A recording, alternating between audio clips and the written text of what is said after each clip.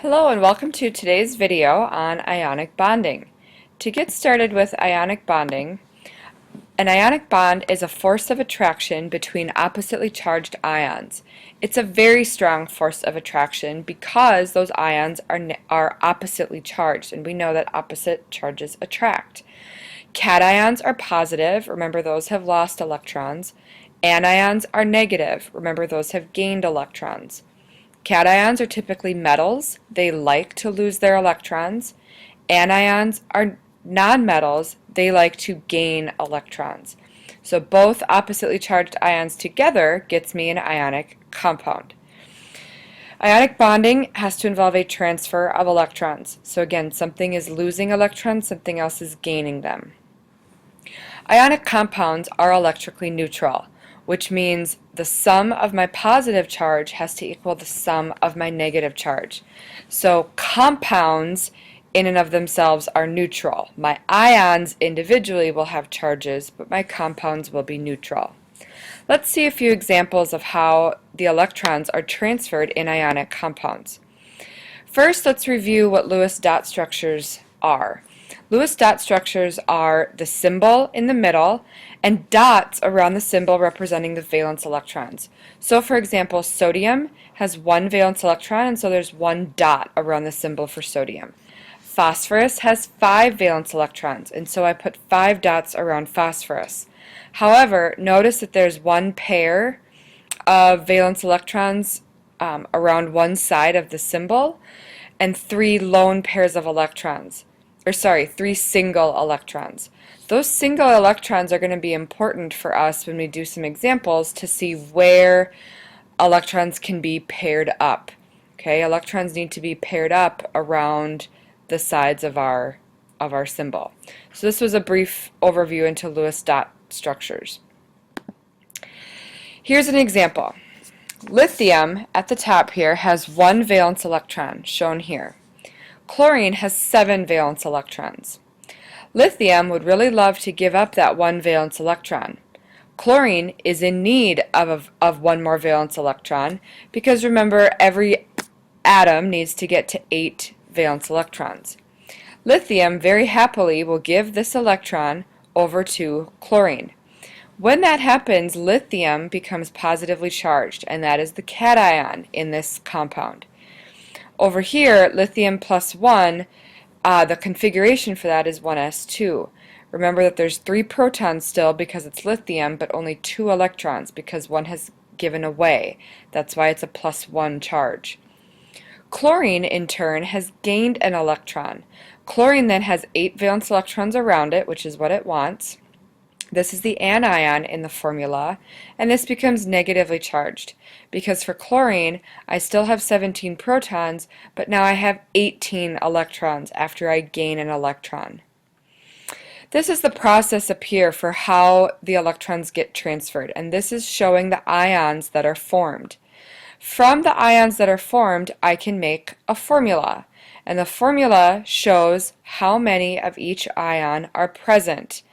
A formula has to be a simplest ratio of the ions, and it has to show that it's electrically neutral. So my formula here is LiCl. There's 1 lithium ion, shown here, and 1 chloride ion, shown here. So I write those 2 symbols together. The name for this compound, I just name the metal as it is, which is lithium. I don't do anything different to it. And the name of the nonmetal is chlorine, but I change that ending to IDE. So the full name for this compound becomes lithium chloride. Let's see another example and put these pieces together again. Here I have calcium. Calcium has 2 valence electrons. Oxygen has 6 valence electrons. Calcium needs to give up both of these valence electrons, and oxygen needs 2 valence electrons. When calcium loses both of its valence electrons, it becomes a plus 2 charge. Oxygen, when it gains 2 electrons, becomes a negative 2 charge. I look up here for my charges on these ions to see if my compound is neutral. Plus 2 and minus 2 add up to 0, And so this is the simplest ratio for my formula. My formula then will be 1 ion of calcium. There was one atom here that gave up 2 electrons, and one ion of oxygen. One atom here that gained its 2 electrons. So my formula is CaO. The name here, again, I name the metal as it is, which is calcium. The nonmetal, I change the ending to IDE. So oxygen becomes oxide, and this is how I spell oxide. Let's look at another example where the ratio might not be 1-to-1 for my ions. Here I have potassium. Potassium, there's one valence electron. Sulfur has 6 valence electrons, but 2 empty spots. Potassium can only give up one of its valence electrons, but sulfur still needs to find one from another place. To solve that problem, I add another atom of potassium. I don't add anything else. I don't add any other group 1 metals. I don't add anything else that I feel like adding. It needs to be a potassium. So potassium, another potassium atom, will give its valence electron over here to this sulfur atom. When that happens, you make 2 potassium ions, each with a +1 charge. Sulfur has gained 2 electrons, but there's only been one sulfur atom, and so that's a -2 charge. My formula here is K2S. The little subscript 2 comes from the fact that there are 2 potassium ions that have made this formula, that have transferred its valence electrons. There's only one sulfur ion, so I don't need to write the 1 behind it. Let's check down here that it's electrically neutral.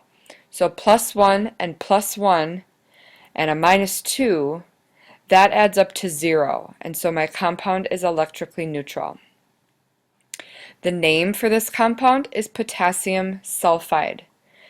Potassium doesn't change its name at all, but sulfur becomes sulfide, and so that's how I spell sulfide.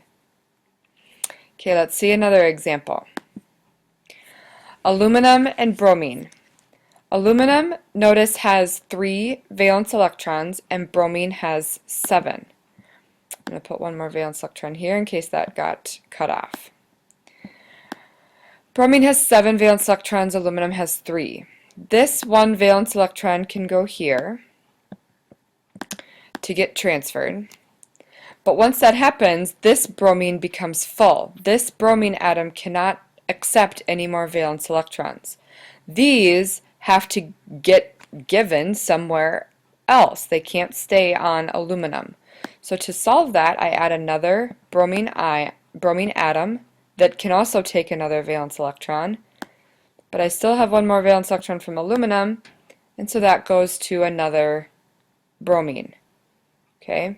When all of that happens, I get aluminum forming a +3 charge because it alone gave away 3 valence electrons. Here I have 3 bromide ions. So Br-1,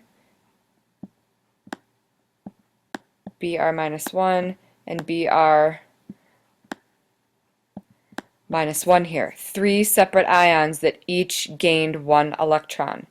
My formula then, I should double check my charges that they're going to add up to 0. So +3, -1, -1, -1, that adds up to 0, and so that will be a neutral compound. My formula then, there's 1 aluminum ion and 3 bromines. So Br3, little subscript 3 down here. Notice again for my subscripts that they're written down below. They're not up high, they're not up front, they're not anywhere else, so make them quite obvious that it's a subscript down there. Again, the name for this compound is aluminum bromide. Pause the video right here and see if you can give this example a try with transferring the electrons and writing the formula and coming up with the name for this compound. After you've paused the video and given it a try, you can restart the video and I'll show you the answer here. This electron will go here to nitrogen. This one will go here. This electron from another barium can come right up here. This electron will go to that nitrogen. This electron will go here, and this one will go here. Now all of my electrons have been given. They've all been accepted by something. And so this barium becomes a +2, this one is a +2, and this one is a +2. Nitrogen here is a -3, and this nitrogen is a -3. So again, these should add up to 0. +2, +2, and +2 is a +6 altogether. -3 and -3 is a -6 altogether. And so that adds up to 0. My compound then is neutral. My formula is Ba. I have 3 of them, 3 ions that went into making this formula, and 2 nitrogen ions. So N with a little 2. The name for this compound is barium nitride. Nitrogen changes its ending to nitride. I'm going to go through the next couple of slides, but you can pause at any time and do these examples and then check your answers here on these slides. Before we do that here, this is a chart showing you the group number, the number of valence electrons, what happens in those groups, does it lose or gain electrons based on the octet rule, and the charge of the ion those will make. If you need to write those down on your periodic table, you sure can do that to remind yourself of what kinds of ions these elements will make. If I am given a formula like KBr, I can write the name from that. So the name would be potassium bromide. If I see the formula MgF2, again it's magnesium fluoride. Ba3P2, barium phosphide. The forming of this formula was just described to you in the previous slide. So if you need to remember how these formulas might be formed, you can go back and review there. I will pause the video here and pick up for part 2 when we talk about how to write the formula from the name. So you can stop and go back and review anything that you need to, and from this video know how to write formulas for ionic compounds.